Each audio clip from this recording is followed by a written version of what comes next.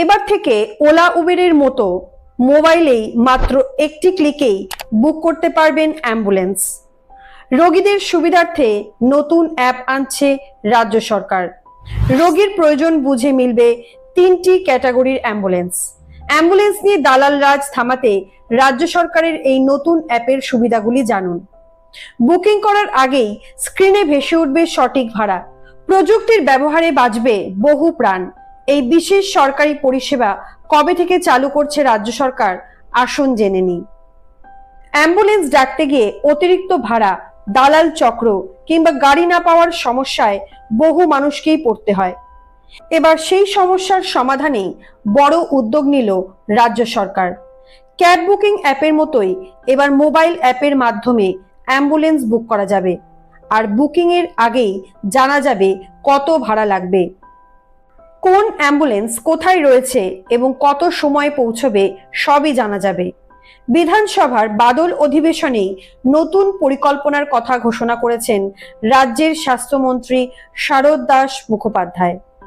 তিনি জানান, রোগীদের স্বার্থে প্রযুক্তি নির্ভর স্বাস্থ্য পরিষেবা গড়ে তুলতেই এই বিশেষ অ্যাম্বুলেন্স অ্যাপ চালু করা হবে। সরকারি পরিকল্পনা অনুযায়ী অ্যাপে দেখা যাবে কতগুলি অ্যাম্বুলেন্স ফাঁকা রয়েছে, কোন হাসপাতালে যেতে কত খরচ হবে এবং বুকিং এর পর অ্যাম্বুলেন্সের লাইভ লোকেশনও জানা যাবে। ফলে রোগী ও তার পরিবারের সদস্যরা সম্পূর্ণ স্বচ্ছতার সঙ্গে পরিষেবা নিতে পারবেন।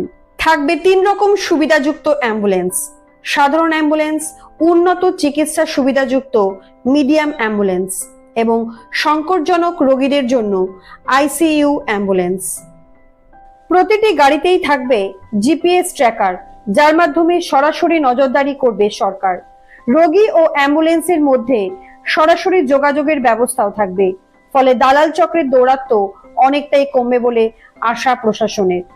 এছাড়াও সুন্দরবনের মতো নদী বেষ্টিত এলাকার কথা মাথায় রেখে 6টি ওয়াটার অ্যাম্বুলেন্স এবং 2টি ভাসমান মোবাইল মেডিকেল ইউনিট চালুর পরিকল্পনার কথাও জানানো হয়েছে, যাতে দুর্গম এলাকাতেও দ্রুত চিকিৎসা পরিষেবা পৌঁছে দেওয়া যায়।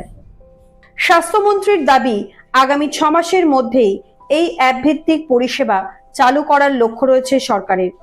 সব মিলিয়ে প্রযুক্তির সাহায্যে আরো স্বচ্ছন্দ, দ্রুত ও রোগী বান্ধব স্বাস্থ্য পরিষেবা গড়ে তুলতেই এই নতুন পদক্ষেপ। এখন নজর, কবে থেকে সাধারণ মানুষ হাতে কলমে এই অ্যাম্বুলেন্স অ্যাপের সুবিধা পেতে শুরু করেন।